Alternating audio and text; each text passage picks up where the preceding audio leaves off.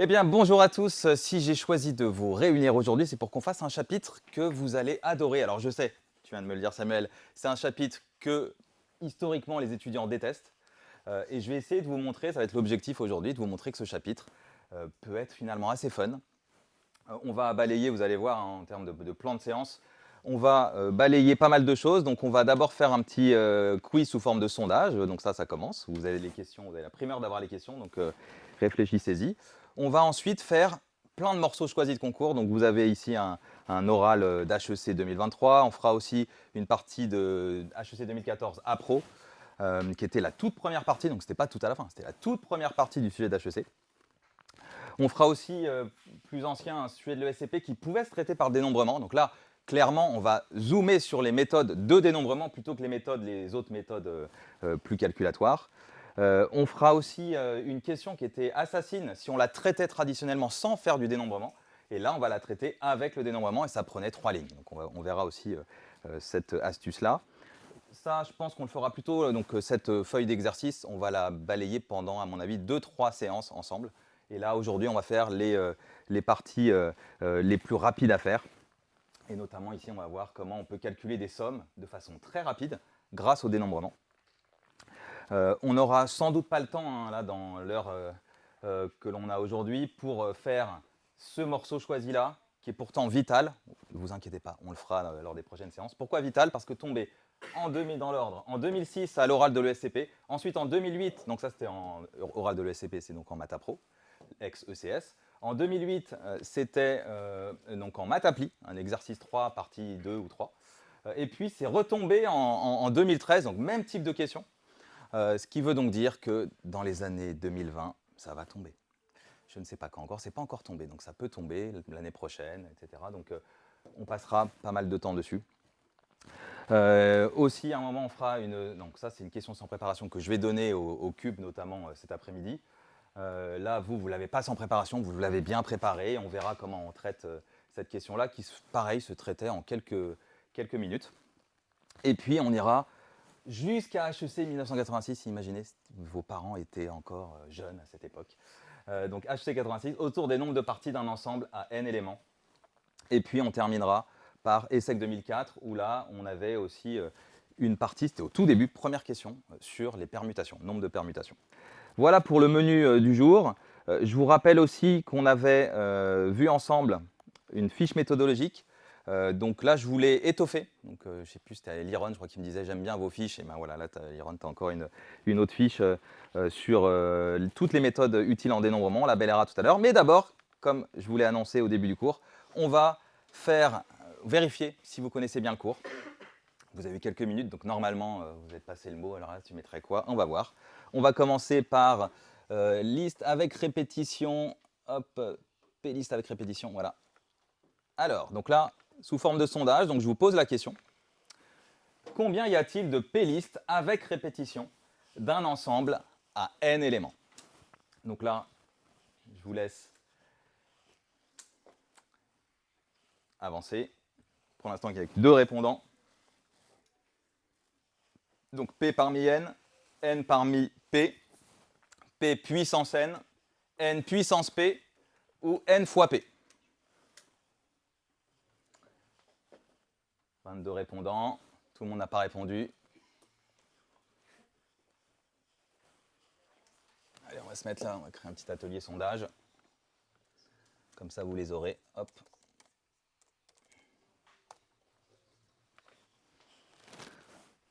Ok. Allez, on va publier les résultats. Ceux qui n'ont pas eu le temps, eh bien, ce sera pour le prochain. Donc là, vous êtes 81%, 82% à avoir répondu n puissance p. Alors là, je vous refais ici rapidement le cours, hein, parce qu'on a déjà vu ces choses-là. Donc là, c'est quoi? Qu'est-ce qu'on appelle une p-liste avec répétition? Une p-liste, concrètement, c'est une grille où vous avez n places. Donc là, première place, deuxième place, troisième place, p places, pardon. Une p-liste. Et qu'est-ce qu'on veut mettre dans cette p-liste? On veut mettre des éléments donc d'un ensemble à n éléments. Donc imaginez, vous avez une urne avec des boules de 1 jusqu'à n, et on veut remplir cette grille avec des boules. Bon, et avec répétition. Ça veut dire concrètement que c'est comme si on faisait un tirage dans cette urne successif sans remise. Donc pardon, c'est avec répétition, avec remise. Donc là, vous vous souvenez du raisonnement, ici, on a combien de façons de placer une boule? Ouais, n façons. Deuxième, encore n, bah oui, il y a des répétitions. Etc. En fait, c'est n tout le temps. Jusqu'au dernier où il y a encore n façons de faire. Alors après, point important, est-ce que vous comprenez pourquoi c'est n puissance p et non pas n fois p? Puisqu'on a n fois p là, donc, ou p fois n. Pourquoi c'est pas fois? Pourquoi c'est puissance? Oui. Parce que c'est n fois n fois n fois n. Ouais, alors la question c'est pourquoi fois et pas plus? Pourquoi est-ce qu'on ne ferait pas n plus n plus n? Là, je me fais l'avocat du diable, hein. Vous allez voir que c'est assez simple de savoir pourquoi, mais est-ce que vous savez pourquoi? Oui. Non? Il y a des répétitions, mais tu vois, je pourrais te dire, bah, il y a des répétitions, mais du coup, c'est n plus n. La question, c'est pourquoi fois et non pas plus? Par exemple, on remplit toutes les cases sauf la dernière avec le même numéro, il faut n numéros, enfin il y a n codes possibles si on remplit la dernière case avec les n différents, et c'est pareil pour toutes les cases. Ouais, mais à chaque fois, c'est n, mais la question, c'est pourquoi est-ce que c'est... Là, tu ne me dis pas pourquoi c'est plus, enfin, pourquoi c'est fois et pas plus. Ouais. Parce que le n il peut aller dans la 1 et dans la 2 et dans la 3. Ouais, alors ça, super. Donc là, il y a un argument mnémotechnique, après je vous l'expliquerai avec vraiment un exemple simple, c'est que dès que vous aurez du « et », en dénombrement et de manière générale en probabilité, ce sera souvent traduit par un « fois ». Okay. Alors que quand vous avez du « ou », ce sera traduit par un « plus ». Là, c'est pas je mets une boule dans la place 1 ou une boule dans la place 2. Non, on n'a pas le choix. On doit remplir toute la grille. Donc c'est « et ». Maintenant, je vous donne un exemple hyper simple pour que vous compreniez le phénomène. Si je vous dis, vous avez combien de codes PIN sur votre smartphone? On est d'accord que ça revient à remplir une grille avec 4 places. Code PIN, 4 chiffres. J'ai combien de façons de faire? Il y a combien, comme ça, spontanément, il y a combien de codes PIN possibles? Même sans avoir les techniques de dénombrement. Tu dirais 1000? Comment tu raisonnes? Il y a 9999. Ouais, donc 9999 plus une dernière, ça... 10 000, voilà, très bien. Vous êtes d'accord que spontanément, en fait, vous avez 10 000 combinaisons possibles. Pourquoi? Parce que vous avez 0, 0, 0, 0, première combinaison. Deuxième, 0, 0, 0, 1. Troisième, 0, 0, 0, 2, etc. Et puis la 10 millième, où c'est 9, 9, 9, 9. OK? Et en fait, 10 000, c'est en fait 10 fois 10 fois 10 fois 10. Imaginez si j'avais fait plus. Ça aurait fait quoi? 40. J'ai 40 codes possibles. Problème. Donc là, vous avez un exemple simple pour montrer que, non, c'est pas 40. C'est plutôt 10 000. Donc on fait fois 10 fois 10 fois 10 fois 10 et non pas 10 plus 10 plus 10 plus 10. Okay? De manière générale, dès que vous aurez un doute, et on en a tout le temps, jusqu'au concours, j'avais des doutes, même le jour J. Je prends au brouillon et je fais un exemple simple. Donc ça, je vous l'ai mis dans la feuille méthodo. Donc dans la feuille méthodo, comment dénombrer de manière générale. Tout le temps, je vous ai mis une trame là, donc là, il y a les rappels de cours, mais je vous ai mis une trame. Donc il y a méthode directe. D'abord, on représente la situation par un schéma et des exemples simples. Et donc, exemple simple, c'est je remplace n par 3, p par 2, et j'essaye de voir si ce que je suis en train d'établir comme point de cours est vérifié.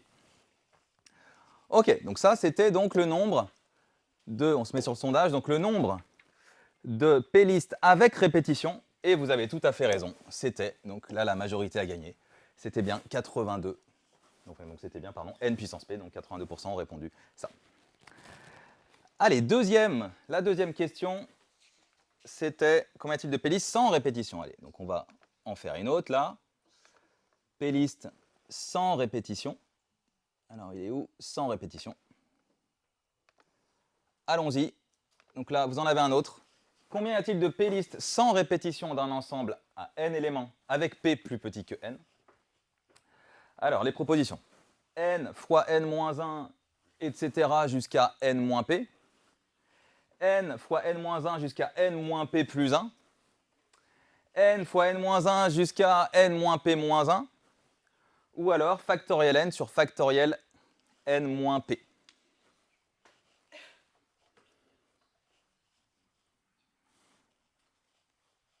Je vous laisse. Il n'y a que 23 répondants, donc vous pouvez faire plus.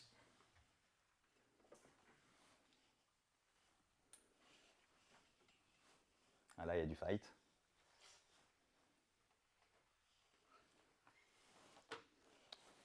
« 35, c'est bon. Allez, on va regarder du coup si tout ça a été bon. On va publier les résultats.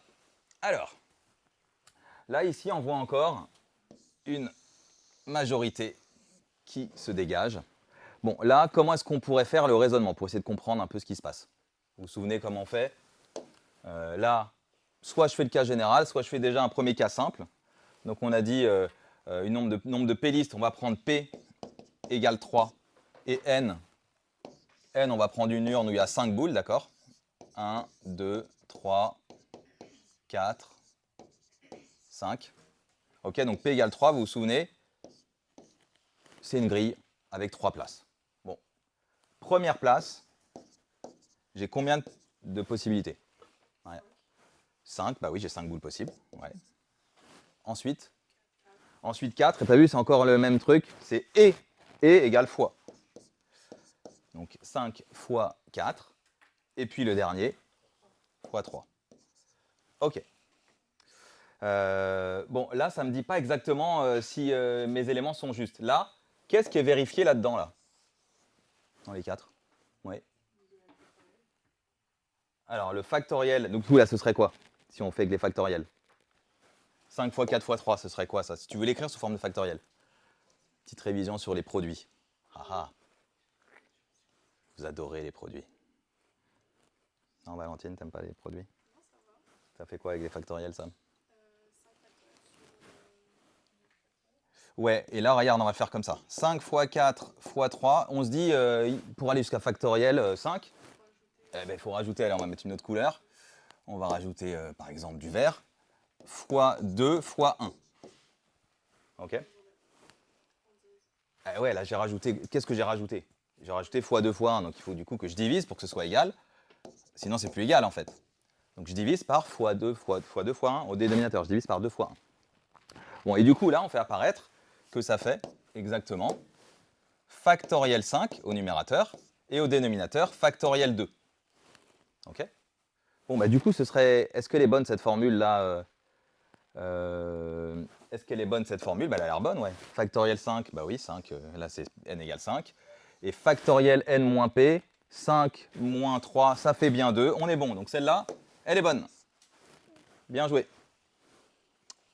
Bon, maintenant, il y a quand même quelque chose qui me heurte. Eh ouais, je vous ai mis un petit piège là. Vous vous êtes dit, il n'y a qu'une seule réponse possible. Eh non, il y en avait deux là. Ici, la 2 était aussi vraie. Donc là, il y avait deux choix possibles. C'était possible sur la... Vous avez la possibilité de le faire. Donc celle-là, bah, regardez, c'est pareil. Hein, c'est 5, là dans notre cas précis, c'est exactement 5 fois 4 fois 3. On est bien dans ce cas-là. Et donc, de manière générale, là, je vous ai fait un cas simple, mais dans le cas particulier, enfin dans le cas général, pardon, dans le cas général, là, moi, je vous conseille de mettre, OK, j'ai quoi donc au premier, donc la première place de la liste. Vous vous souvenez, on a 1, 2, on a P places. Première place, j'ai combien de possibilités? Bah, c'est N, là, parce que je reprends une urne avec des boules de 1 jusqu'à N. Donc là, j'ai N choix. La deuxième place, j'ai combien de choix? On l'a vu, il y en a un de moins parce qu'il n'y a pas de remise ici, donc il n'y a pas de répétition. Donc j'ai N-1 choix. Si j'ai tiré la boule 4, eh bien, la boule 4, on la sort de l'urne, et du coup, il reste N-1 boule disponible. Troisième place, ça va être N-2. Et on arrive, et c'est là où il y a une petite subtilité, P-ième place, là, la plupart des étudiants vont mettre N-P. N-P choix. Sauf que là, il y a une petite finesse. C'est pas N-P. Pourquoi? Parce que si ça avait été N-P, là, ça aurait été, ici, ça aurait été N-1. Or, c'est pas N-1, c'est N. Si ça avait été N-P, là, ça aurait été N-2. Or, ce n'est pas n-2, c'est n-2 plus 1, c'est-à-dire n-1. Donc en fait, il fallait à chaque fois rajouter 1. Ici, n-2, c'est n-3 plus 1. Donc là, il ne fallait pas oublier de rajouter le plus 1 ici. Donc celui-là, ne l'oubliez pas, n-p plus 1 choix. Qui s'écrit, quand on veut mettre avec des factoriels, hein, n, alors là c'est un peu plus dur, n-p plus 1. Je fais la même chose que tout à l'heure, je complète avec ce qui manque. Donc qu'est-ce qui manque après n-p plus 1? Je continue de descendre, donc c'est n-p plus 1 moins 1. n-p plus 1 moins 1, ça fait n-p. Et je descends jusqu'à x2 fois 1. Et j'oublie pas de diviser par ce que je viens de rajouter, c'est comme tout à l'heure. Et on obtient bien, du coup, le factoriel n sur factoriel n-p. Ok, c'était la deuxième question de cours. Et nous allons passer maintenant à la troisième question de cours avec, cette fois, c'était nombre de permutations. Permutations, c'est parti. Combien y a-t-il de permutations d'un ensemble à n éléments? Factoriel n ou n puissance n? J'ai volontairement mis n'importe quoi sur les autres réponses, donc ne vous affolez pas. Ok, là, il n'y a pas l'air d'avoir de débat. Ok, donc là, je peux aller vite. Là, effectivement, il y a factoriel n, donc ça, c'est du par cœur. C'est en fait le même cas que tout à l'heure, donc où je faisais un tirage de p-boule sans répétition. Sauf que là, en fait, on choisit de tout vider. On vide toute l'urne, ce qui veut dire que, donc, une permutation, pour ceux qui l'ont oublié, une permutation, c'est j'ai une urne avec des boules de 1 jusqu'à n, et je veux remplir une grille sans répétition de 1 jusqu'à n. Bon, là, c'est comme tout à l'heure. Là, j'ai n choix, là, j'ai n-1 choix, là, j'ai n-2 choix, et il reste un choix à la fin. Et donc, ça me fait bien n fois n-1 jusqu'à x2 fois 1. Et ça fait bien factoriel n qui s'appelle le nombre de permutations. Concrètement, imaginez pourquoi le mot permutation, c'est comme ça que je le retiens, moi. Je prends une urne avec des boules de 1 à n, et puis je secoue l'urne, et après, quel est l'ordre? Du coup, on a changé l'ordre. Donc, les boules, en fait, ont permuté. Ok, donc ça, on peut aller plus vite. Quatrième question. On est reparti. Donc là, c'était combien y a-t-il de parties à p éléments? Nombre de parties à p éléments. Donc la question, combien y a-t-il de parties à p éléments pris dans un ensemble à n éléments avec p plus petit que n? N puissance p, p parmi n parmi p, factoriel n sur factoriel p, factoriel n moins p. Ah, ouais, Kenza. On est bon? Non, 29, il y en a d'autres 34. Allez, c'est bon. Hop. Alors, ça c'est du cours. Quand j'ai une urne, toujours revenir à ces histoires d'urnes. Quand j'ai une urne avec n éléments et que je choisis d'en prendre p, et bien en fait c'est comme si on prenait simultanément p boule. Et quand vous prononcez le mot simultanément, c'est en fait une combinaison, donc un coefficient binomial. C'était donc bien ici, je prends p boule, en fait rien qu'en le disant on l'a. Je prends p boule parmi n. Bon donc c'est p parmi n en fait. Donc là le p parmi n était bon. Donc là la majorité a gagné. Mais, il y en a qui l'avaient là, 14%. En fait quand on connaît son cours, ça fait quoi p parmi n? Eh bien ça fait factoriel n sur factoriel p, factoriel n moins p. Donc on avait aussi cette version-là, qui était juste. Ok? Allez, on continue. Il en reste plus que 2 et après on fait les exercices. Combien y a-t-il de parties? Et là on aura vu en fait l'essentiel du cours déjà. Combien y a-t-il de parties, nombre de parties, d'un ensemble à n éléments? Donc là aussi j'ai été créatif. 2 puissance n, n au carré, factoriel n et n puissance n.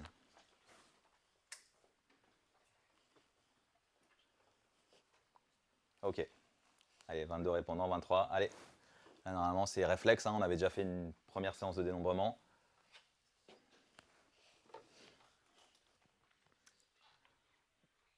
Ok. Allez, donc on est toujours à 95%. Bon, eh bien, sans surprise, la majorité a vraiment gagné cette fois, et il n'y avait pas de piège. Maintenant, il y a quand même une question qui se pose. Qui saurait me dire comment on démontre ça? Qui a compris?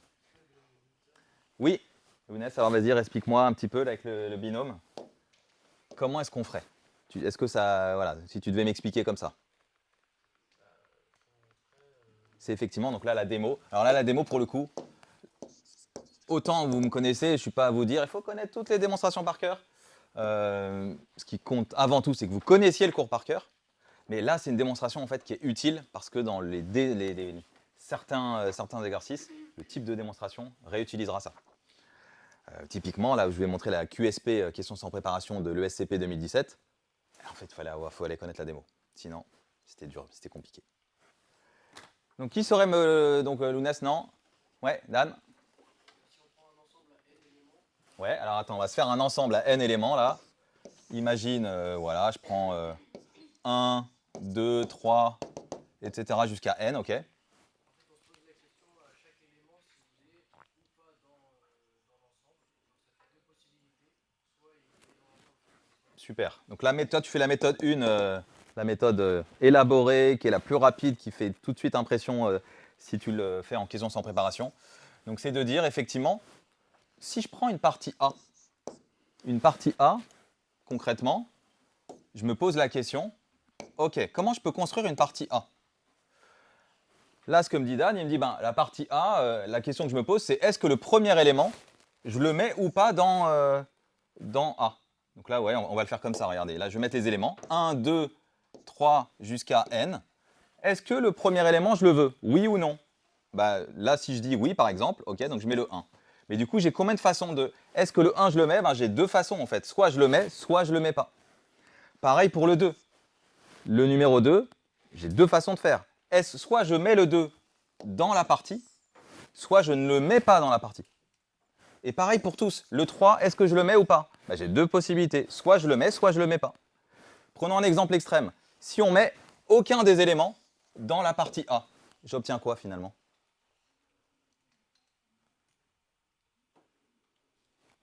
Ça s'appelle comment ça?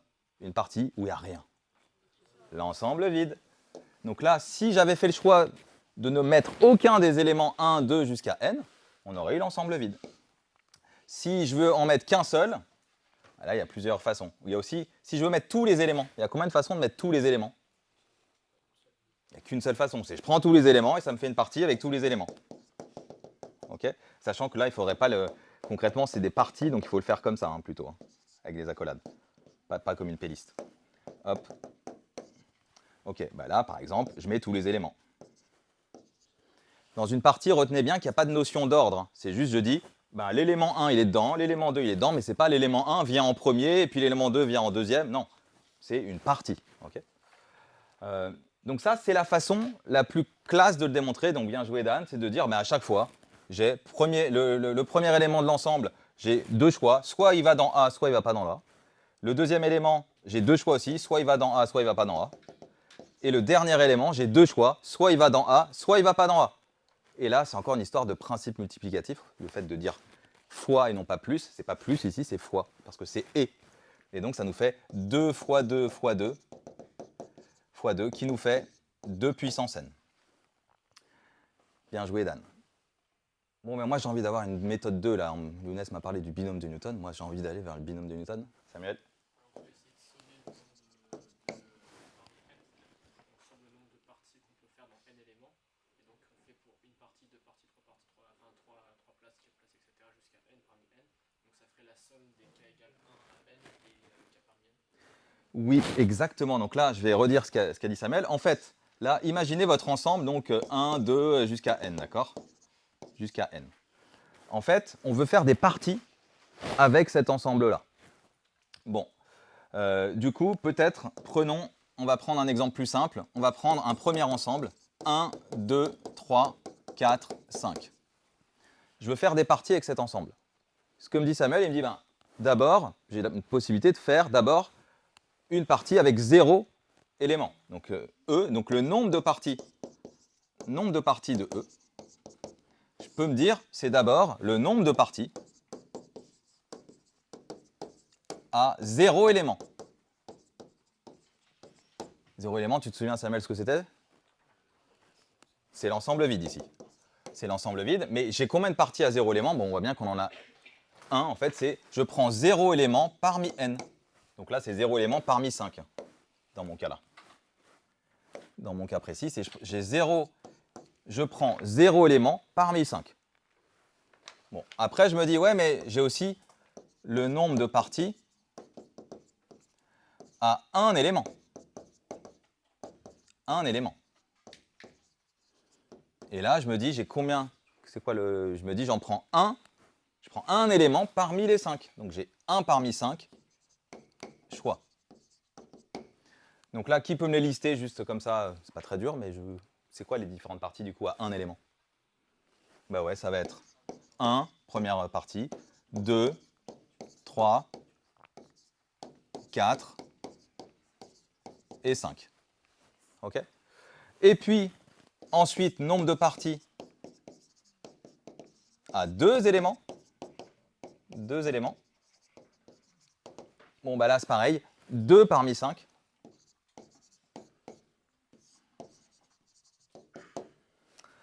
Etc. Et après, il me reste, j'ai quoi? 2 éléments. Après, 3 éléments, ça va être 3 parmi 5. Et 4 éléments, ça va être 4 parmi 5. Et puis 5 éléments, ça va être 5 parmi 5. Ce qui fait que, in fine, hein, donc là c'est 3 éléments, 4 éléments et 5 éléments. Et donc à la fin, vu que la partie elle va être soit dans celle-là, ou dans celle-là, ou dans celle-là, ou dans celle-là, ou dans celle-là, ou dans celle-là, donc c'est un ou, donc là c'est un plus. Ici vous vous souvenez, et c'est fois, ou c'est plus. Donc là j'additionne tout. 0 parmi n, plus 1 parmi n, plus 2 parmi n, plus 3 parmi... j'ai dit n, c'est parmi 5, vous m'avez compris. Hop. Parmi 5. Plus 4 parmi 5. Et plus 5 parmi 5. Ça fait le nombre de parties. Et donc, c'est la somme, si on l'écrit avec des sommes, k allant de 0 à 5, de k parmi 5. Et ça, on sait, d'après le binôme de Newton, que ça fait 1 plus 1. Alors, pour ceux qui ne le voient pas, je vous l'écris quand même. Ça fait la somme k allant de 1. Lounès, tu peux me dire, là, ça fait quoi si on veut vraiment faire apparaître le binôme? Avec des 1, là. Ouais, sauf que le n, ici, c'est 5. 5 moins k. Ouais, tu sais, moi, je fais step by step. 1 plus 1 puissance 5. Ça me fait bien 2 puissance 5. OK? Et il faut savoir le faire. Donc là, on l'a fait pour 5. Mais c'est la même hein, pour n éléments. Ça fait 0 parmi n plus 1 parmi n plus n parmi n. Ce qui nous fait, par le binôme de Newton, somme k allant de 0 à n de k parmi n, qui fait bien 2 à la puissance n. OK? Allez, petite dernière question de cours. Combien y a-t-il de façons de choisir? Alors, je vous la lance. Dernière question. Et après, on attaque les exercices. Combien y a-t-il de façons? C'est où? Rang, voilà. Hop. Combien y a-t-il de façons de choisir les rangs de k succès dans une suite de n épreuves indépendantes de Bernoulli? K parmi n, n-1 jusqu'à n-k, n-1 jusqu'à n-k plus 1, ou n-1 jusqu'à n-k moins 1.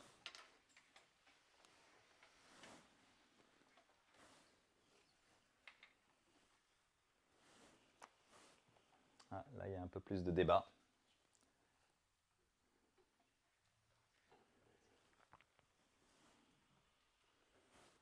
La majorité va-t-elle gagner? Et on sent que ça hésite plus là.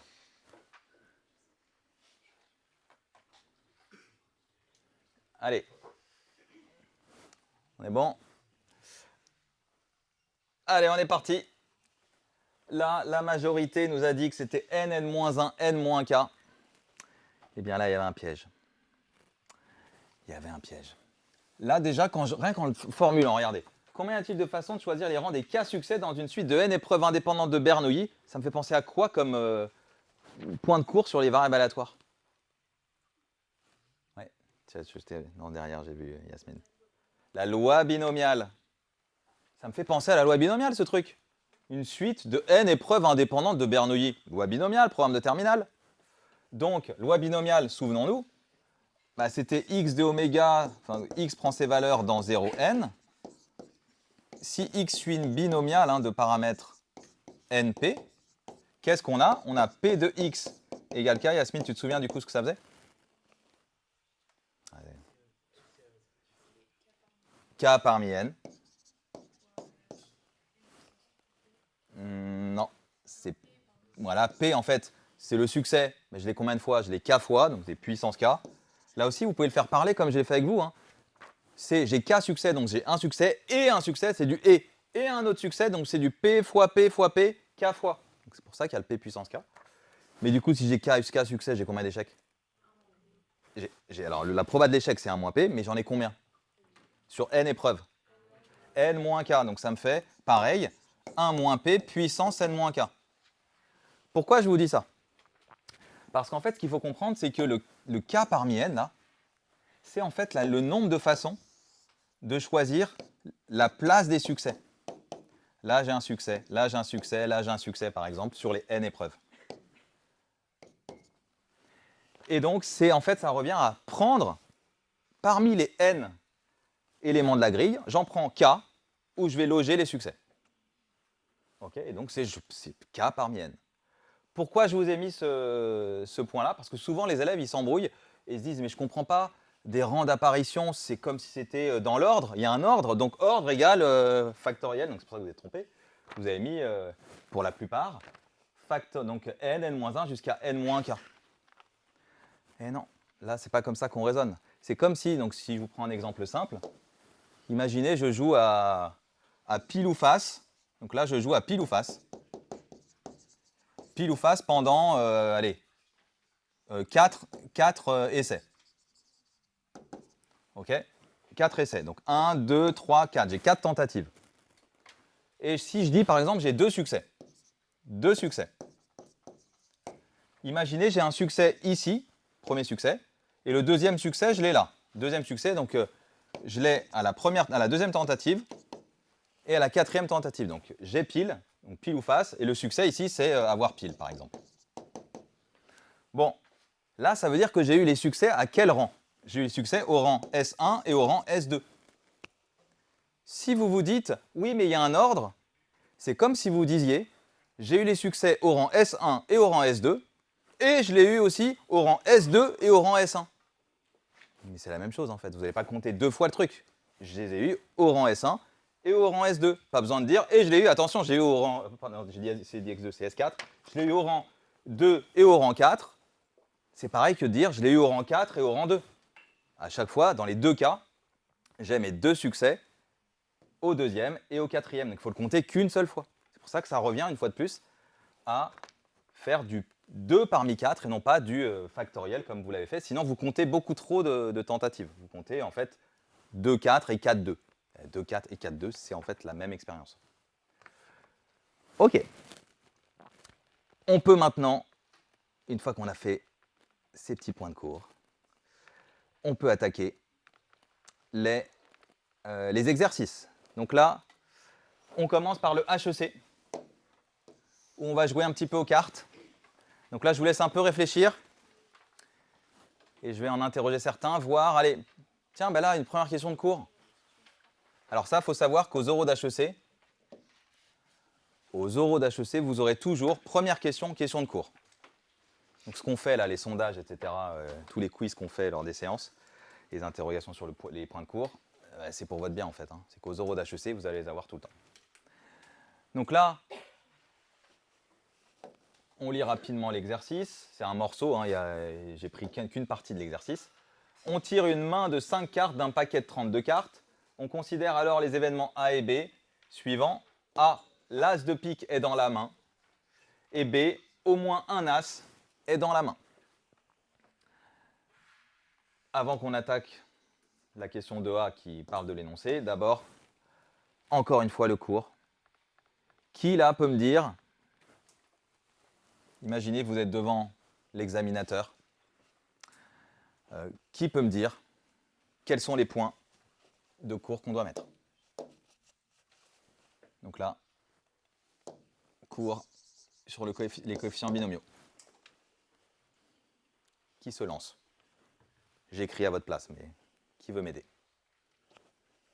Là, normalement, ils devraient avoir toutes les mains levées. Je connais trop bien coefficient binomial, non? Kenza, non? Coefficient binomial, non, tu... Est-ce qu'on parle du coefficient binomial étant la loi binomiale ou, Ça peut être un angle. Tu peux très bien dire coefficient binomial, eh bien, il y en a aussi dans la loi binomiale. Et là, ça peut être, je l'aurais plutôt mis à la fin, celui-là. Mais d'abord, coefficient binomial, on attend de toi que tu dises, mais c'est quoi? Tu vois, définition. C'est quoi un coefficient binomial?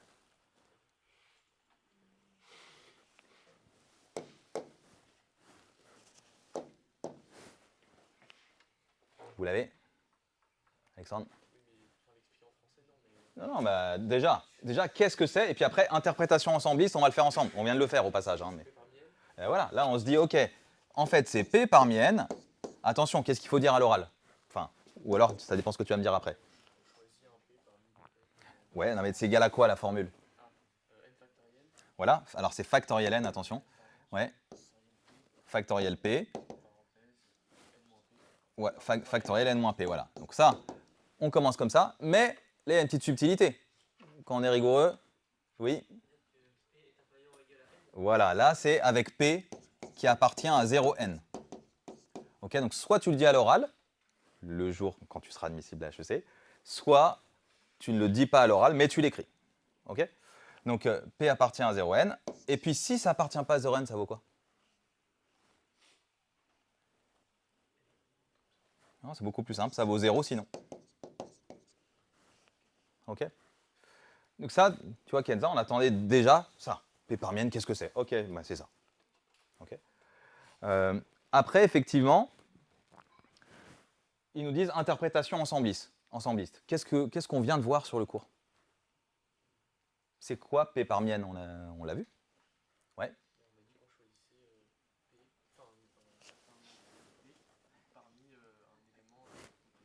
Ouais, c'est le nombre, du coup, pour reprendre le jargon mathématique, c'est le nombre de parties à P éléments pris dans un ensemble à N éléments. À N éléments, ok? Donc ça, voilà, déjà tu dis ça, tu es content. Le jury est content.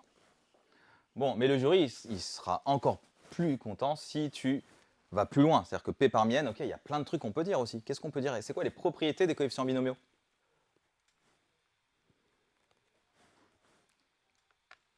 Qui peut m'en donner d'autres là? Là, on a fait la définition. On a fait la définition ensembliste. Enfin, l'interprétation ensembliste. Quoi d'autre? Non, je le fais? Alors, je le fais. Donc là, il y avait quoi d'autre? Il y avait P parmi N. Il faut savoir que c'est égal à N moins P parmi N aussi. Il suffit juste de l'écrire pour le voir. Je vous guide encore. Il y a aussi, qui peut me parler du triangle de Pascal? Est-ce que vous vous souvenez? Triangle de Pascal, ouais, Valentine.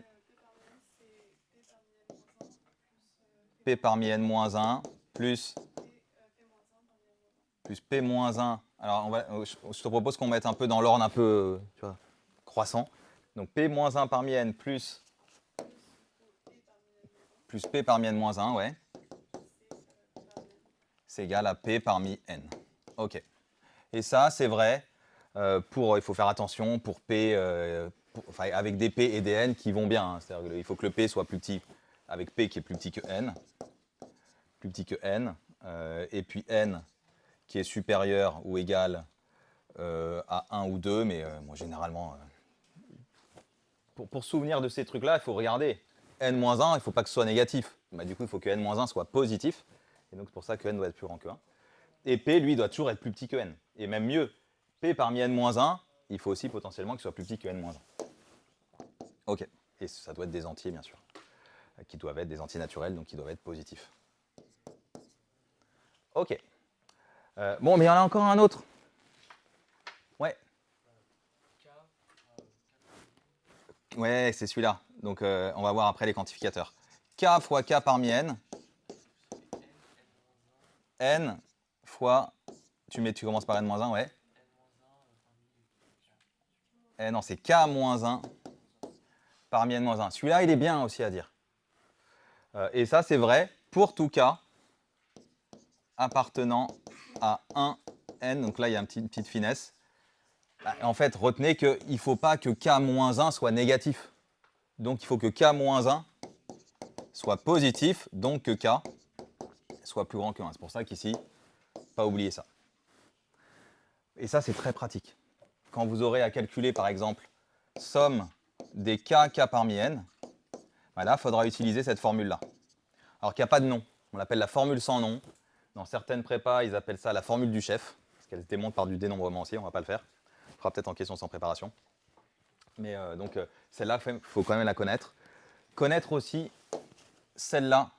Pour tout cas, c'est la même, hein, mais au rang d'après, c'est-à-dire k-1, k parmi n, c'est égal à n-1, k-2 parmi n-2. Ok?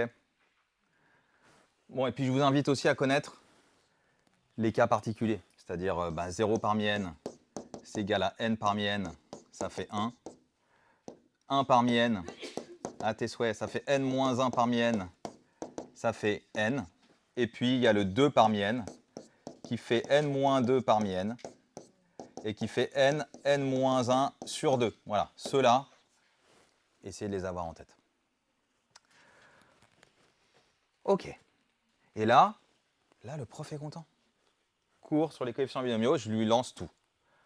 Et si on veut encore faire, alors là c'est vraiment pour ceux qui veulent faire du zèle, dire mais coefficient binomial, il y a le binôme de Newton, eh ben ouais, binôme de Newton, pour tout AB appartenant à R carré, pour tout N appartenant à N, A plus B puissance N, il y a somme K allant de 0 à N, K parmi N, AK, B, N moins K. Ok. Bon. Parenthèse refermée, on peut maintenant attaquer l'exercice. On a fait la première question de cours où on a fait la différence par rapport aux autres candidats. Maintenant, question 2A. Et là, je vous laisse un peu réfléchir. Calculer la probabilité de l'événement A. Oui, Charlie.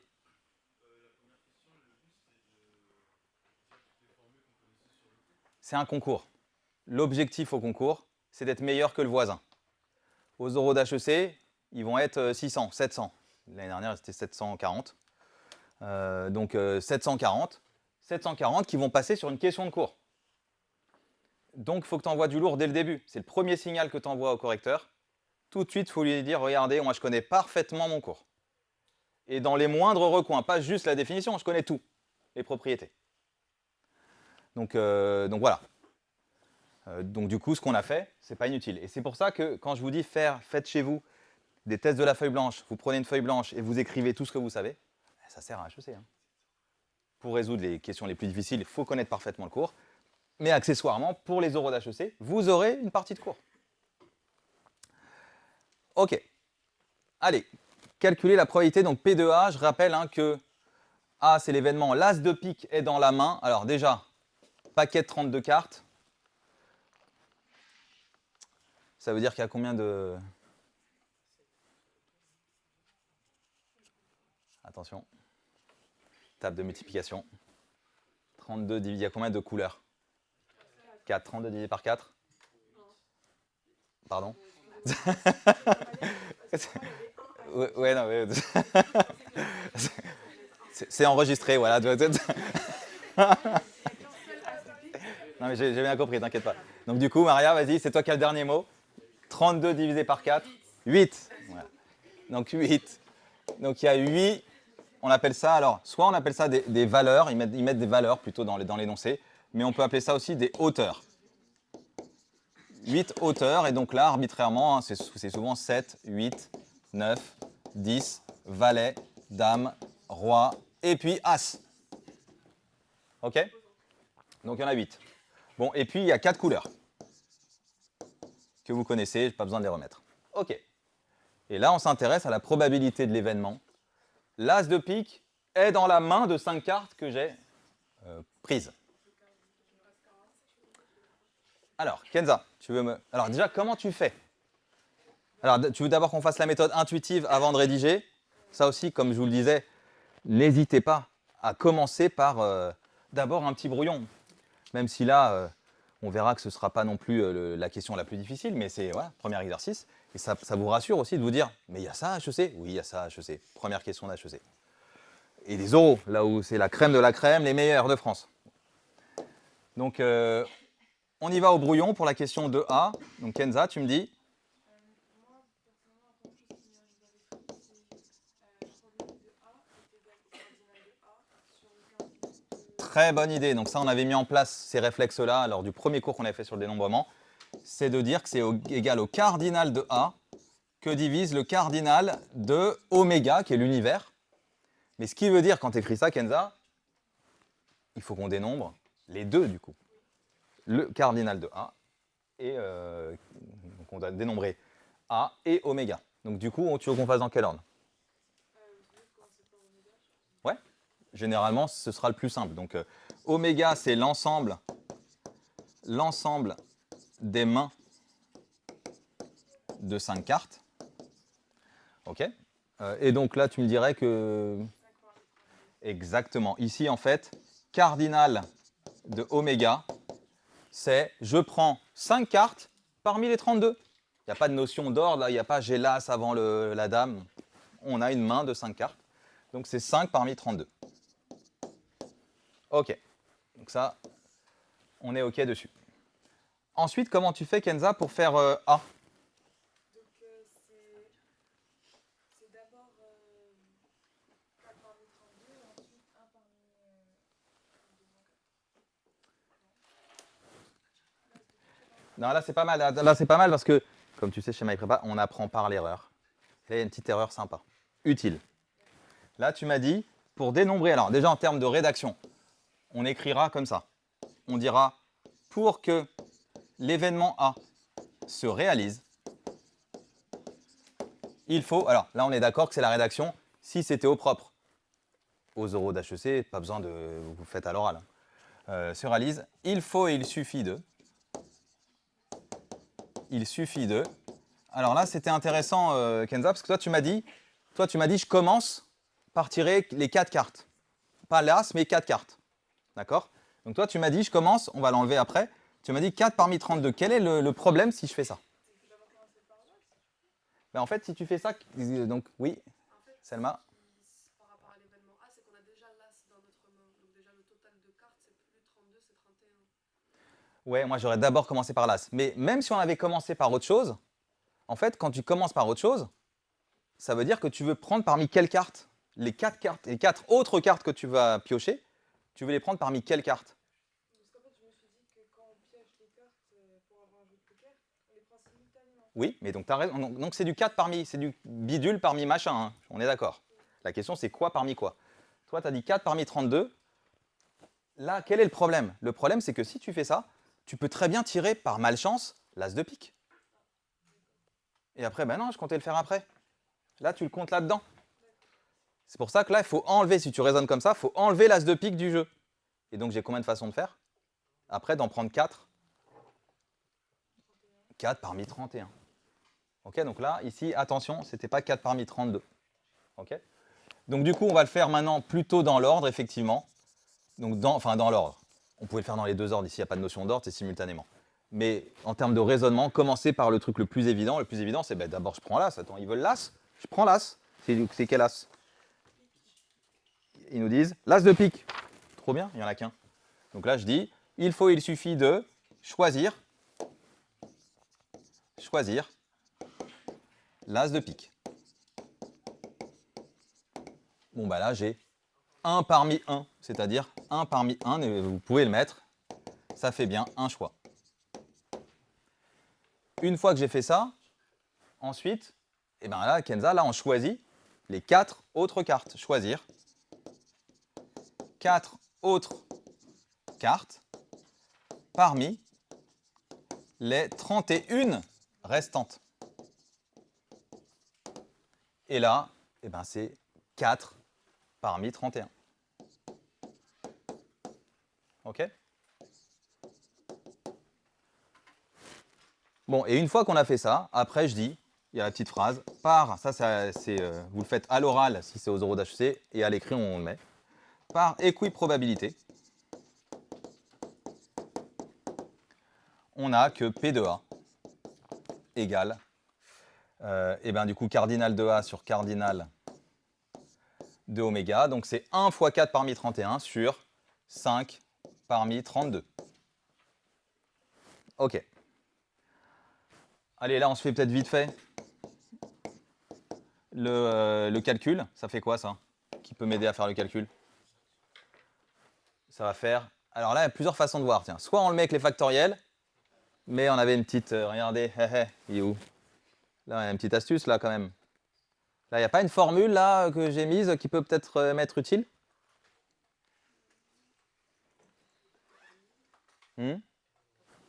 Regardez celle-là, là. Celle-là. Celle-là, en fait, elle est utile. Je vous explique. Regardez comment on va le faire. Et ça aussi, c'est quand même agréable pour un correcteur si on lui donne une méthode plus rapide que celui qui va faire. Alors, je vous le fais avec les factoriels. Et donc, les factoriels, c'est lourd. On peut le faire, mais c'est lourd. C'est-à-dire que factoriel, je vous le fais, ça fait factoriel 31. 31 factoriel sur factoriel 4 fois 31 moins 4, attention, on perd des points de vie. 27, merci. Factoriel 27, que divise, on va multiplier par l'inverse, souvenez-vous, programme du collège. 5 parmi 32, 5 parmi 32, bah, je mets le 32, du coup, il va se retrouver en bas. 32, factoriel 32. Factoriel 5, en haut. Et qu'est-ce qui me reste? 27, trop bien. Pourquoi trop bien là? Parce que ça simplifie, bim, boum. Et là, il y a des trucs qui simplifient aussi. Ouais, parce que 32 factoriel, regardez, on va l'écrire comme ça. On va l'écrire comme ça. Au numérateur, on met 31 factoriel 31. 5 factoriel 5, ça fait quoi? Ça fait 5 fois factoriel 4. Ça, faut connaître faut connaître ça, là. Ce genre de petite feinte. Factoriel 27, il est déjà parti. Il me reste quoi? Il me reste factoriel 4. Et puis 32 factoriel, ça fait factoriel 32, ça fait 32 fois factoriel 31. Là aussi, je vous mets de la couleur pour que vous l'ayez. 32, c'est tout ça.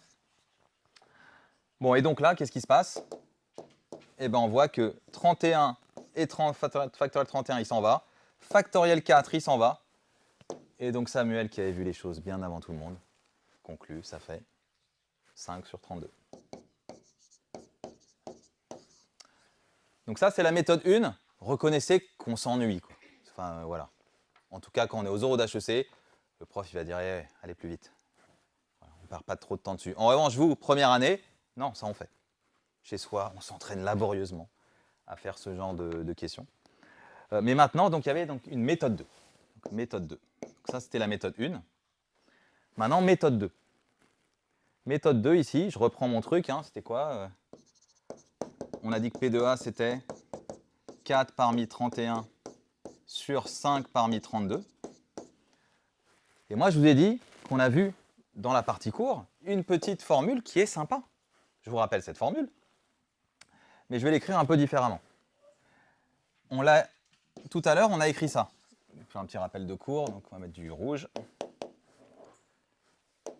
Hop, petit rappel de cours.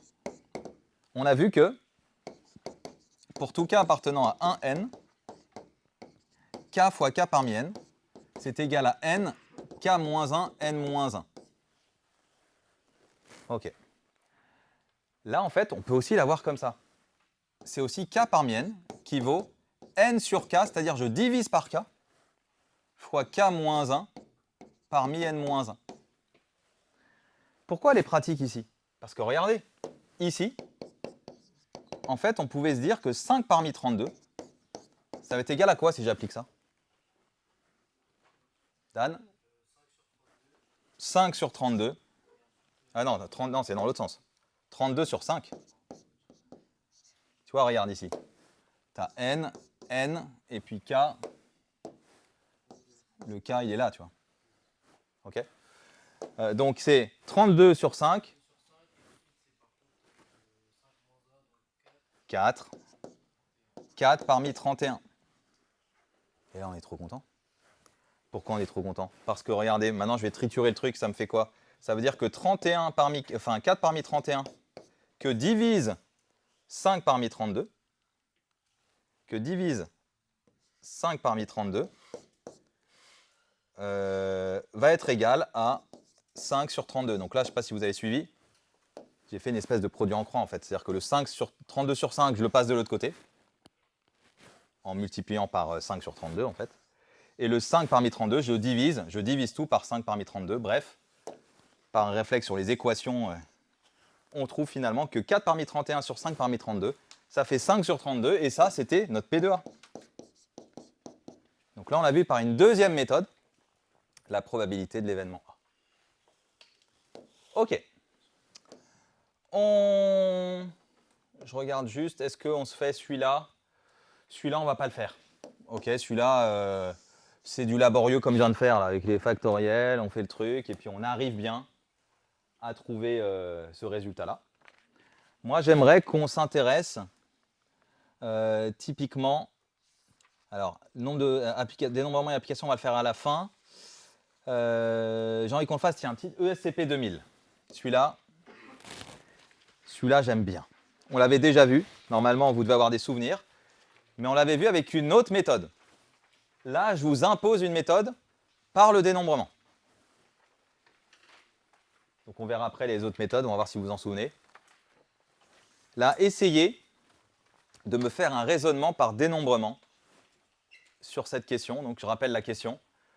Il s'agit de montrer, alors ça c'était en première partie, c'était la 3e ou 4e question de SCP 2000, Matapro. Montrer que pour n plus grand que 2, n plus 1 parmi 2n plus 2, plus petit que 4 puissance n plus 1.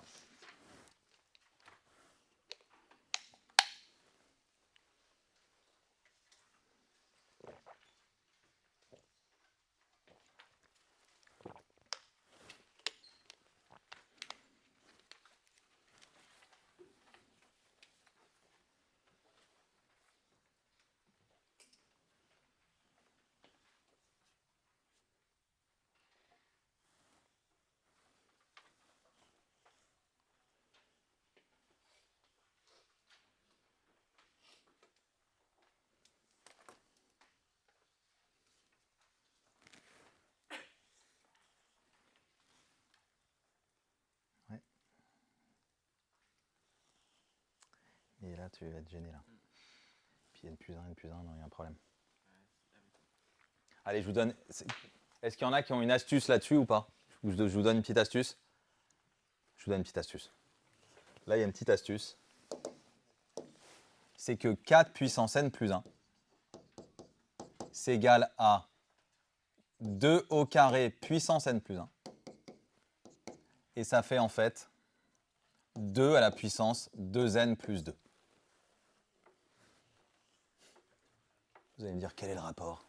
Ça va venir.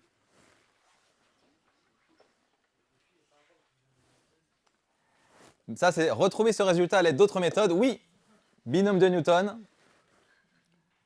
Le binôme de Newton, bon, on peut se le faire, ça va peut-être nous donner des idées. Donc Lounès, vas-y. Binôme de Newton, on se fait du coup le 2 avant. Donc là, c'est ESCP 2000. On se fait le 2 avant le 1. Donc tu me dis binôme de Newton. Vas-y, comment tu fais là?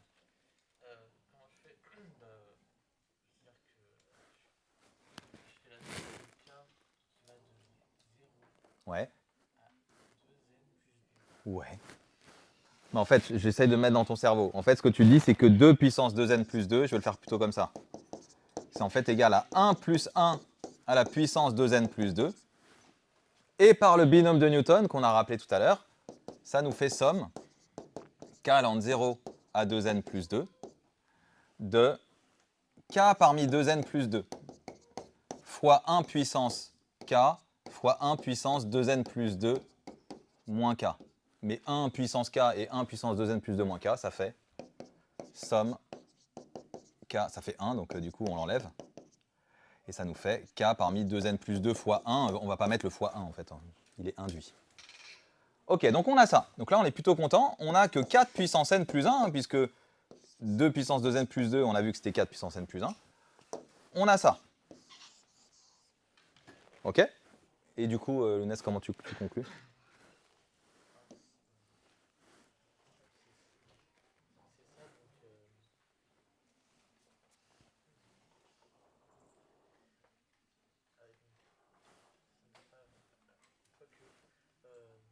Ah, on n'est pas loin là.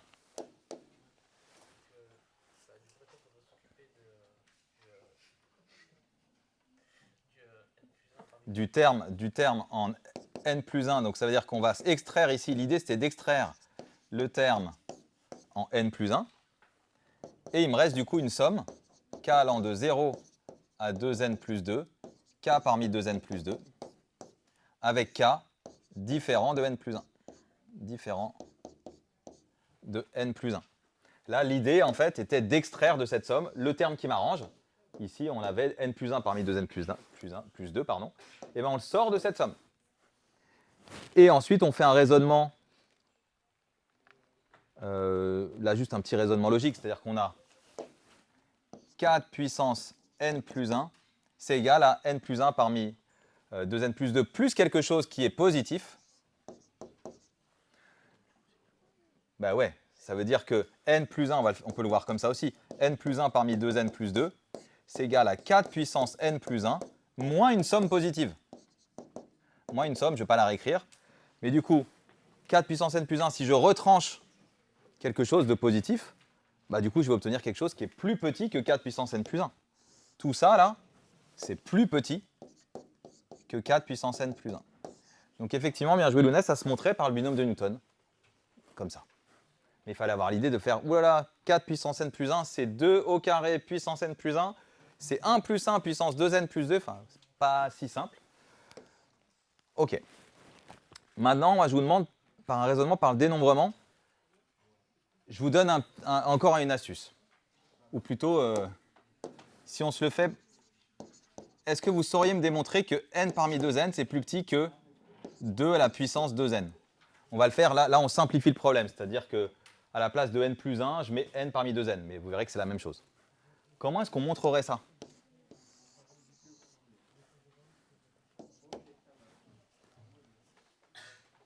À l'aide du cours sur le dénombrement. Samuel? Là, on prend que les termes pairs à gauche, donc en fait, si on fait les impaires, on va obtenir 2 puissance 2n. Alors, je vais te le faire différemment. C'est quoi 2 puissance 2n en termes de dénombrement? Je te rappelle le cours. On a vu que 2 puissance n, c'était quoi? C'est le nombre de parties. C'est le nombre de parties d'un ensemble à n éléments. D'accord? Donc du coup, si on a 2 puissance 2n, ça va être quoi? Ben, c'est le nombre de parties d'un ensemble à 2n éléments. Ok, donc c'est la même chose, mais comme je vous dis souvent, il faut remplacer des choux par des carottes. N, je le remplace par 2n. Okay, donc 2 puissance 2n, c'est le nombre de parties d'un ensemble à 2n éléments. Mais Samuel, c'est toi tout à l'heure qui m'avais dit que... Ah, batterie faible, il faut remettre. C'est toi qui m'as dit tout à l'heure, Samuel, que le nombre de parties d'un ensemble à n éléments, je ne sais pas si tu te souviens, quand on faisait la redémonstration, tu disais, ben, le nombre de parties, on va se le faire ensemble, d'un ensemble à 2n éléments. On a dit qu'on pouvait le découper en plusieurs sous-ensembles. En le sous-ensemble des parties, nombre de parties à 0 élément pris parmi 2n, pris parmi les 2n. Ok. Et nombre de parties à 1 élément pris parmi les 2n. Il y en a combien des nombres de parties à 1 élément? 1. Ouais, c'est 1 parmi 2n en fait. 1 parmi 2n choix. Okay. Ensuite, le nombre de parties à 2 éléments pris parmi 2n toujours. Et là, c'est 2 parmi 2n, on avait vu. Et en fait, à un moment, on va croiser quoi? On va croiser n en fait. Le nombre de parties à n éléments. pris parmi 2n. Et là, j'en aurai combien? N parmi 2n. Et après, on continue. Hein. On va jusqu'à le nombre de parties à 2n éléments pris parmi 2n. Qu'est-ce que je veux dire par là? Vous comprenez bien que cet ensemble-là, si on considère que c'est un sous-ensemble, vous voyez bien que c'est un sous-ensemble de l'ensemble global. Donc comme ça, c'est un sous-ensemble de cet ensemble-là, bah forcément, il y a moins d'éléments dans un sous-ensemble que dans l'ensemble total. Donc ici, on pouvait le faire très rapidement, soit à l'oral, soit à l'écrit. Enfin, très rapidement. Il y a une part de formalisme. Hein. C'est-à-dire que là, il aurait fallu dire nommons oméga. Alors, nommons A. Là, ouais, je fais un petit refresh.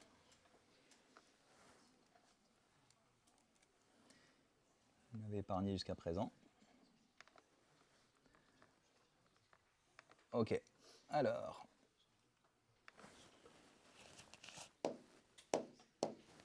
Donc là, il faudrait le rédiger comment? En disant nommons P parmi, donc je ne sais pas comment je peux l'appeler, Pn de En, par exemple, qui est l'ensemble des parties de En à n éléments. Sachant qu'on a posé au préalable En qui est un ensemble à 2n éléments. Bon, et je vais nommer P de En, qui est l'ensemble des parties de En. Bon. Donc là, c'est un peu formel, je sais, c'est la partie un peu moins sympa. Là, qu'est-ce que je viens de montrer? Je viens de montrer que Pn de n, c'est-à-dire que l'ensemble, le sous-ensemble, en fait, Pn de n, c'est un sous-ensemble de P de En.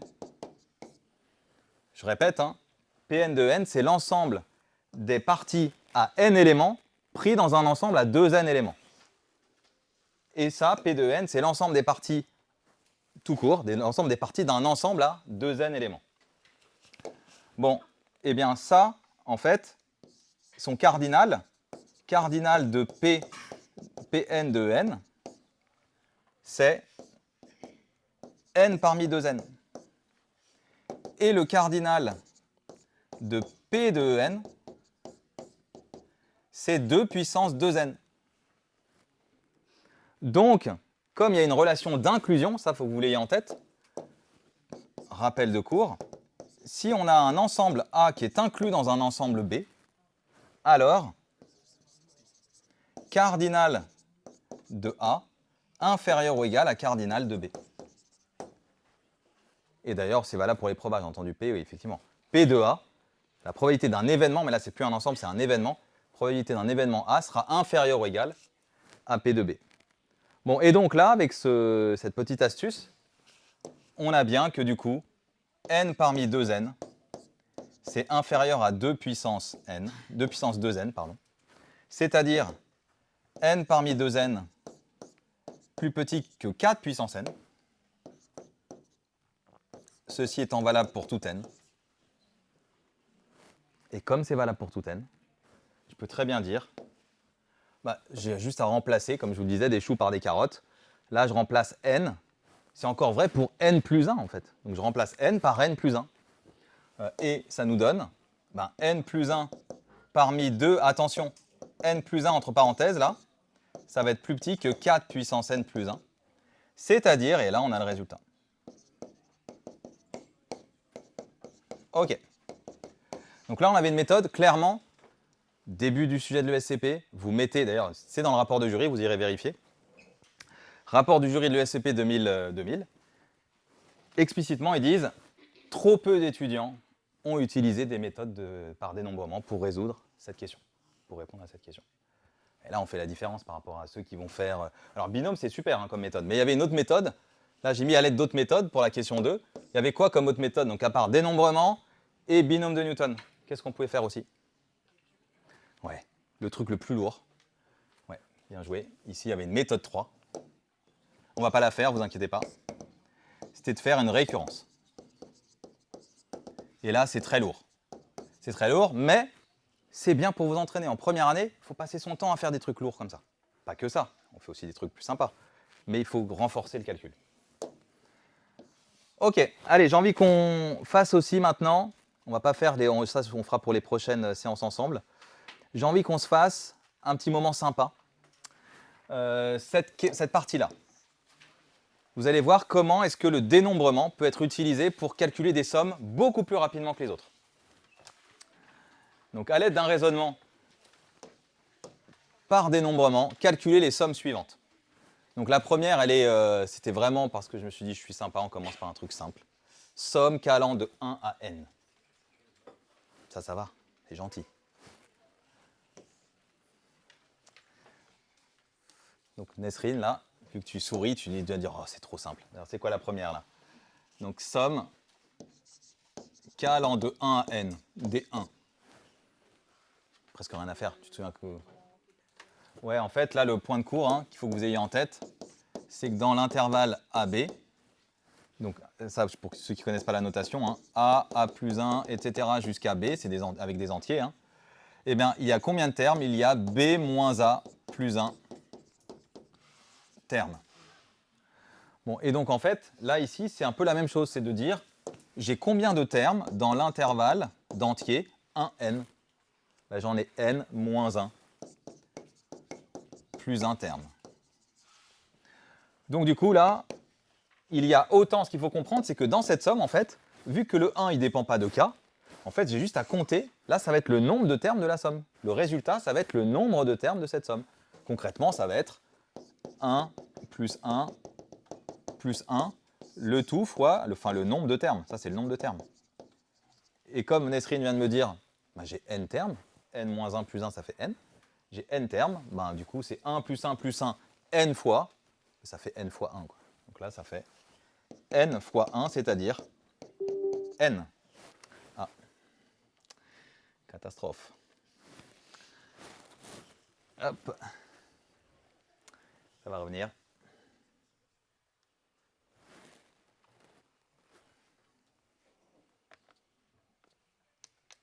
Il n'y a plus de batterie, c'est ça?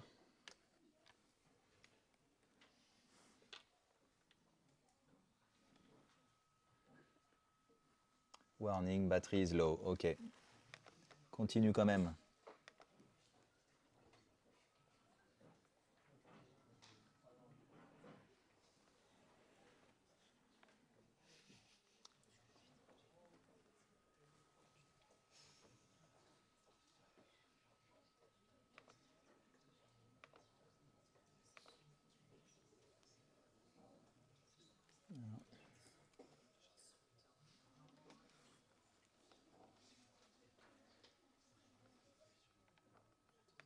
Ok. Alors, on se remet. Normalement, il charge.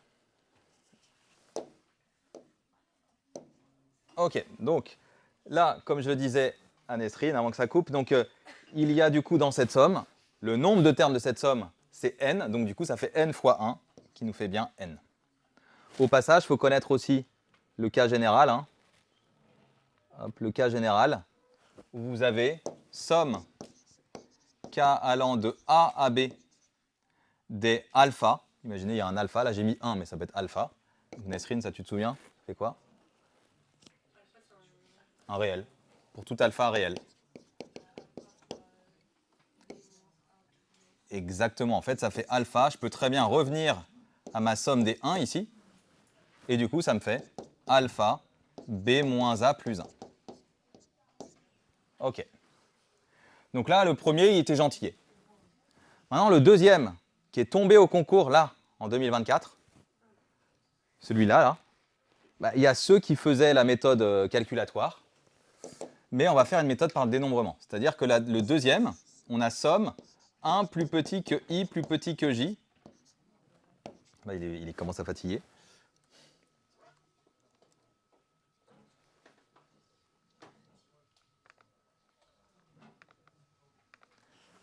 Donc on a la somme 1 plus petit que i, plus petit que j, plus petit que n des 1. Là, en méthode 1 calculatoire, est-ce que vous voyez comment on fait? Amir?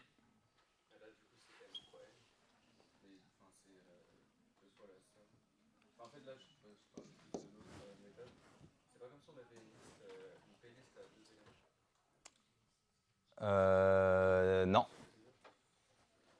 Non, mais là, première méthode. Ouais, Laura. Double somme, c'est-à-dire que là, en fait, ce qu'il faut se dire, c'est, ok, mais je peux faire une double somme. I, il varie de 1 jusqu'à n. De la somme. Alors, J, Laura, il commence où, J? J, il est strictement plus grand que I. I plus 1, exactement. Là, c'est I plus 1 jusqu'à n des 1. Ok? Bon, et là, concrètement, ben là, c'est lourd. C'est-à-dire que là, on peut le faire. Hein. Somme I allant de 1 à n de... Ça fait, la première somme, Laura, elle fait quoi, là? Somme J allant de I plus 1 à n des 1.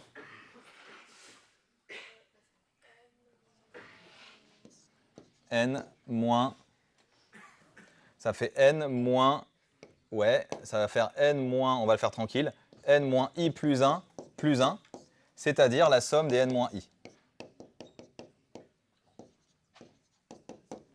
Ok. Et ça, on sait le faire. Ok, c'est du calcul, on y arrive bien. Mais là, vous êtes d'accord, c'est quand même lourd. Donc là, on va plutôt faire autre chose. On va se faire une méthode 2, ici. Donc méthode 2.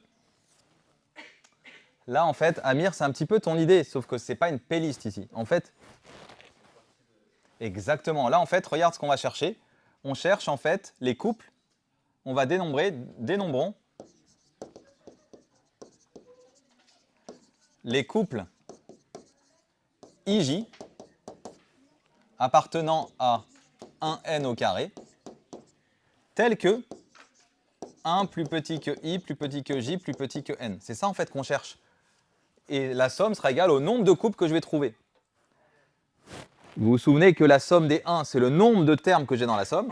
Ben là, la somme des 1 avec 1 plus petit que i, j plus petit que n, ben c'est le nombre de couples. Cette fois, ce n'est pas juste entre 1 et n, c'est j'ai un couple. Là, j'ai 2, j'ai pas que i. J'ai pas que i entre 1 et n, j'ai i et j entre 1 et n. Et donc là, en fait, on va faire la chose suivante. On va dire pour dénombrer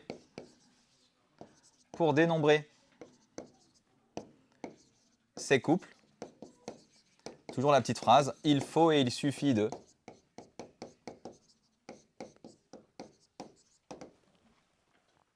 Il faut et il suffit de.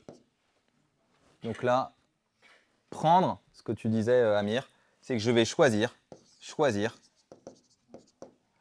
deux indices IJ parmi n. Parmi les n indices, en fait, imaginez, là pareil, on peut revenir à une urne. Hein. Sauf que là, l'urne, c'est une urne d'indices. Je choisis deux indices parmi les n. Du coup, j'ai 2 parmi n choix. Et ensuite, qu'est-ce qu'il faut rajouter, Amir, ici? Parce que je les ai choisis, mais qu'est-ce qu'il faut faire avec ces deux indices?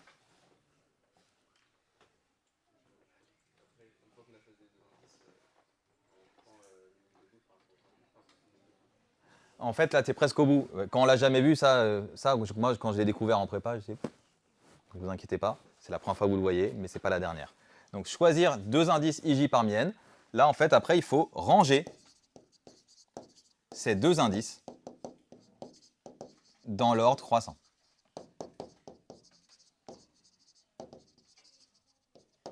Et là, j'ai une façon, j'ai un choix.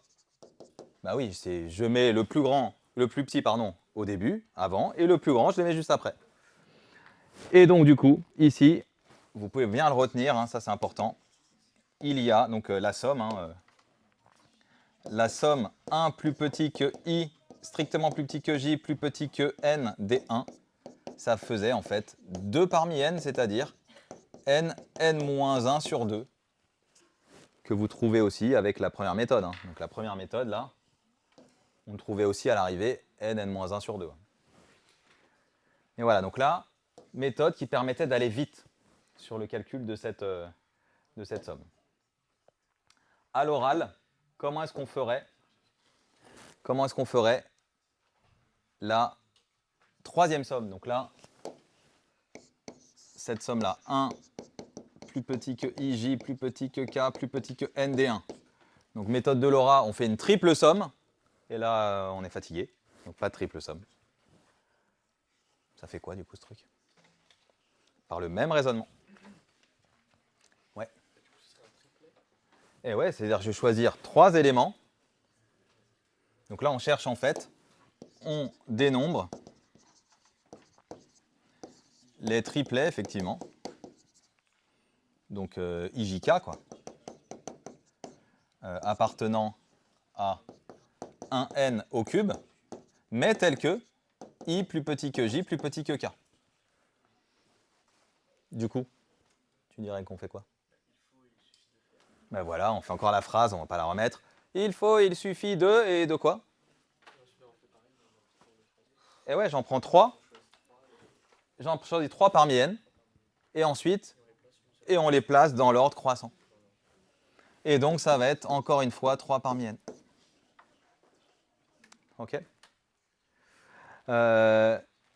L'année dernière, juste pour votre info, est-ce que c'était celui-là ou celui-là? Je ne sais plus. Il est tombé donc à HEC, en maths appli. Et il était à la fois sous une version additive, comme ça, avec une somme, mais il y avait aussi la même chose, mais avec une proba, avec un produit, pardon. Il y avait un truc comme ça. Produit, c'était en partie 2 ou 3.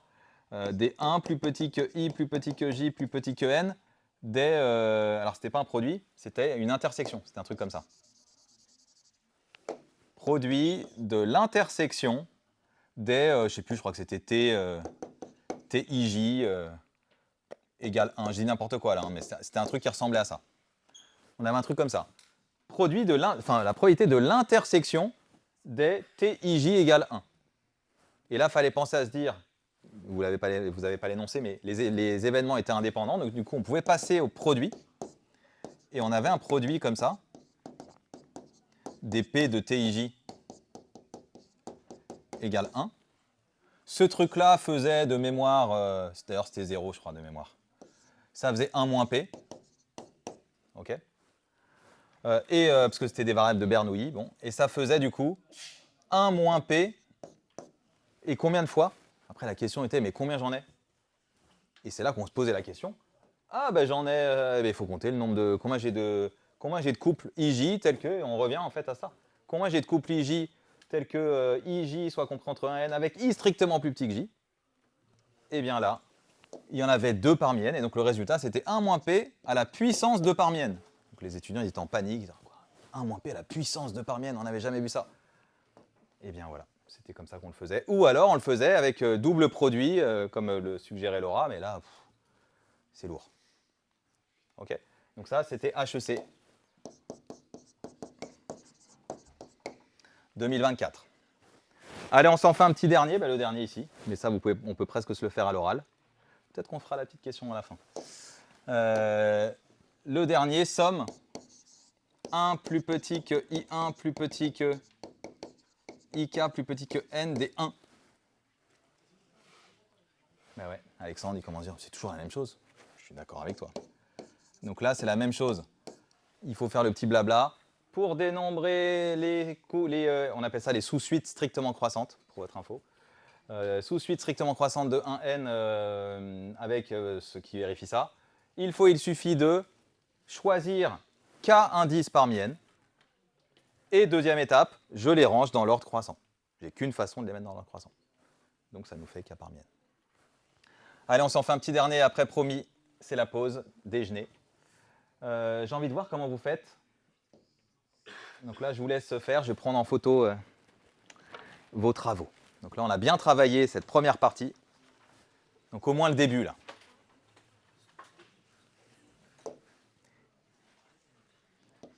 Au moins, on se fait la question A et la question B.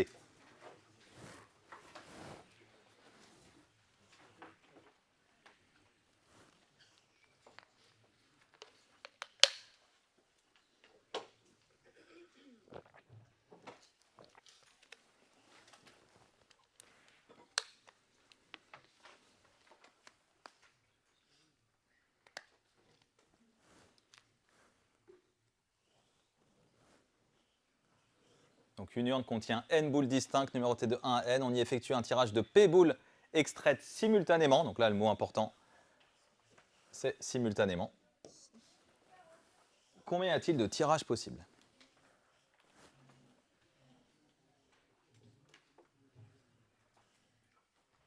Là, essayez de me rédiger comme si c'était le concours.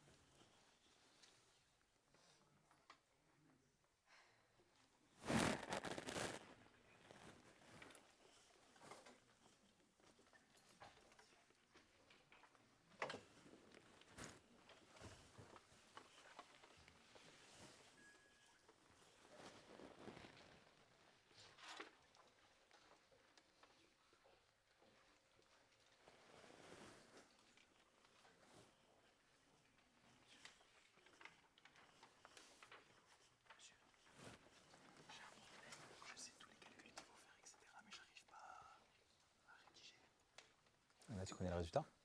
Je sais le calcul qu'il faudrait faire, ouais, mais pas le. J'arrive pas à rédiger, à définir les. On va voir comment on fait. Mais là, déjà, nommer les ensembles. Là, hein. Donc là, par exemple, appeler oméga l'ensemble des tirages possibles, par exemple.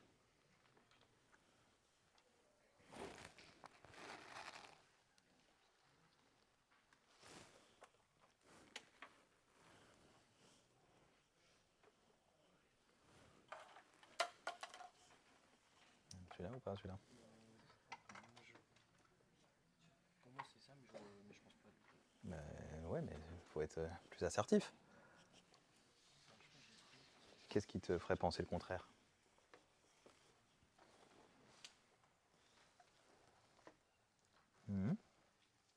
Soit oméga l'ensemble des tirages possibles. Après, de l'autre côté.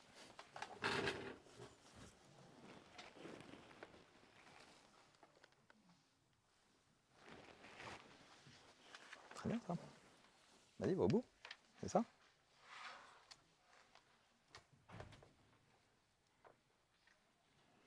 Mais juste donc quart de oméga.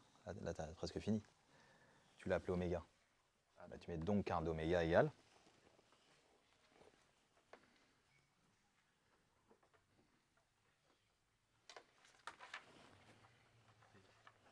Est-ce que tu as mis? Non, là, tu as mis quoi là? Pourquoi tu voulais changer? C'est le stress. C'est ça.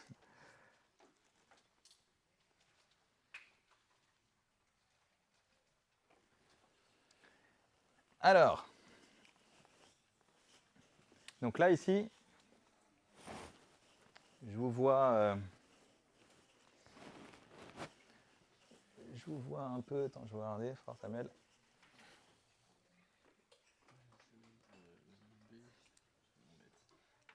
Ouais. Non, mais là, le premier, il est bon.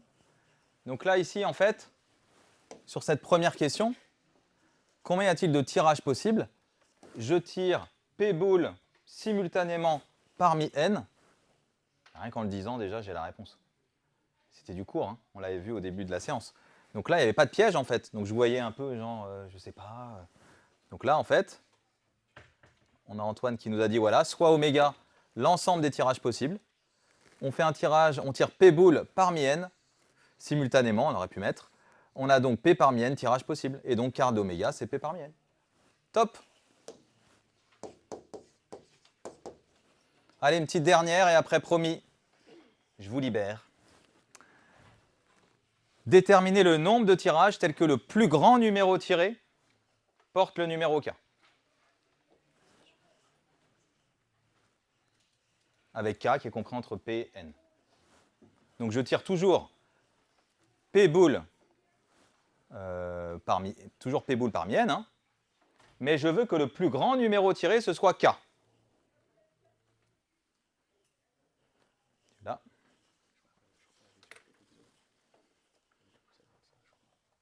Alors.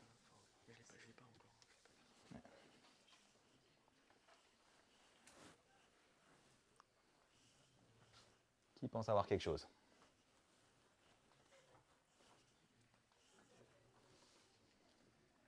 Alors là, attention, parce que tu me fais une proba. Là, ce n'est pas une proba, hein. C'est combien j'ai de... Tu vois, c'est pas calculer la proba d'avoir un numéro, d'avoir un tirage dont le numéro le plus grand est K. Là, on te dit combien on a. Donc ça doit être un entier. C'est pas une proba. C'est pas compris entre 0 et 1.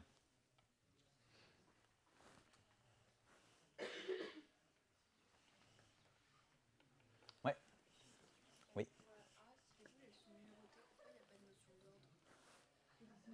Tu tires simultanément.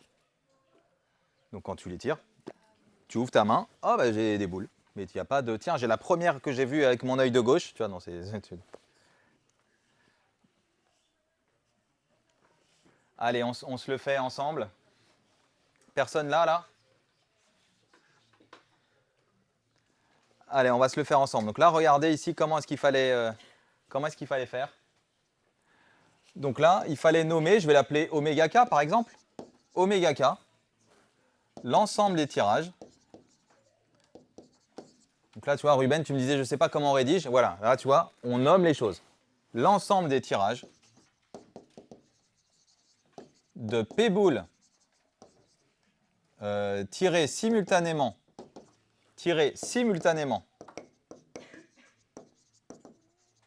parmi N et dont le plus grand numéro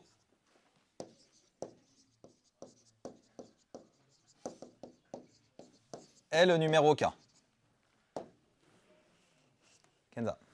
Alors moi j'ai pensé, comme on doit avoir K absolument, le grand numéro, donc on fait 1 parmi 1. Ouais, alors du coup, regarde, là on met la petite phrase qui va bien.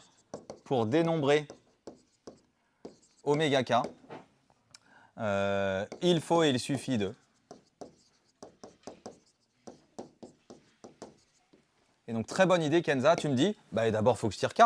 Donc là, il faut imaginer, hein, pour votre info, moi j'aime bien faire toujours, vraiment toujours faites des schémas. Si vous ne voyez pas sur un schéma global, faites un schéma avec des petites valeurs comme on a fait au début. Donc là, 1, 2, on a le numéro K-1, on a le numéro K et on a le numéro N. Imaginez une urne comme ça. Je tire simultanément. Là, Kenza me dit, je tire d'abord le numéro K. Bah oui. Ce qui est bien en dénombrement, c'est qu'on peut commencer par ce qu'on veut. Tout à l'heure, tu as vu, on avait hésité entre je prends d'abord l'As ou alors je prends d'abord les 4 autres cartes. On fait comme on veut là. Donc ici, je choisis. Donc il suffit de choisir le numéro K. Et donc là, Kenza me dit, bah, j'ai 1 parmi 1. Bah oui, j'ai 1 parmi 1 choix, c'est je prends le numéro K. J'ai qu'une façon de le prendre, c'est je le prends. Donc c'est un choix. Et après, Kenza, il ne reste plus qu'une étape, ça va être quoi? Alors, là, d'abord, fais-moi du français et après, on fait les maths. Comme on a déjà tiré K et qu'on voulait d'abord tirer un ensemble de P, enfin P et boule, donc on a déjà tiré K, ça fait P moins 1 boule. Exactement. On choisit les P-1 boules restantes. Et on le veut dans un ensemble K-1, puisque normalement le nombre le plus grand qui est censé être K, on l'a tiré. Et comme on ne veut pas plus grand que K, on va le restreindre à K-1. Exactement. Nous, après, qu'est-ce qu'on veut tirer? Une fois qu'on a tiré le numéro K, moi, je veux tirer que des boules qui sont plus petites que K après. Donc, dans l'intervalle, 1 K-1. Donc, super, bravo. Ici, choisir les P-1 boules restantes parmi les K-1 boule numérotée 1, 2 jusqu'à K-1. Et ça, j'ai combien de façons de le faire, Kenza? P-1. Ah. Là, il me fait le bug.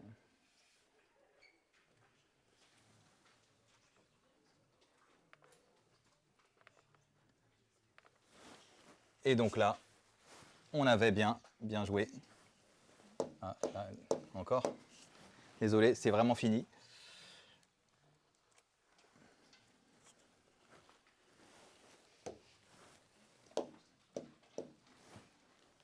P-1 parmi K-1 choix. Et donc, le cardinal de oméga K, ici, notre cardinal de oméga K, c'était P-1 parmi K-1. Ok, voilà ce que je voulais donc qu'on voit aujourd'hui. Je vous invite à bien reprendre la fiche méthode. On se la balaye juste très rapidement. Où on a vu quoi aujourd'hui? On a vu les 5 points du cours à connaître par cœur. Vous vous souvenez? N puissance P, P liste avec répétition dans l'ensemble à N éléments. Factoriel N sur factoriel N moins P, P liste sans répétition dans l'ensemble à N éléments.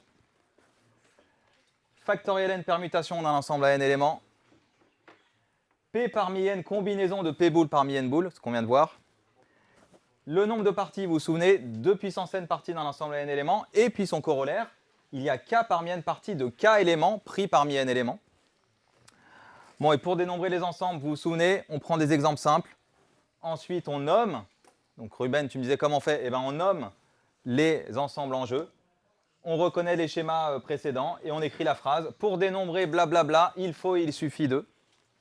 Et puis, il y a la méthode indirecte avec les A union A bar égale oméga, où souvent, le plus simple, c'est de calculer cardinal de A bar pour ensuite retrouver cardinal de oméga. Et on a vu tous les cas où on s'en servait du dénombrement. Nombre de termes, calculer les probas simples, calculer des probas complexes. On va poursuivre la semaine prochaine tout ça. Retrouver des égalités sans passer par le calcul et retrouver des inégalités sans passer par le calcul. On a fait ça aussi aujourd'hui. Merci à vous et à très bientôt.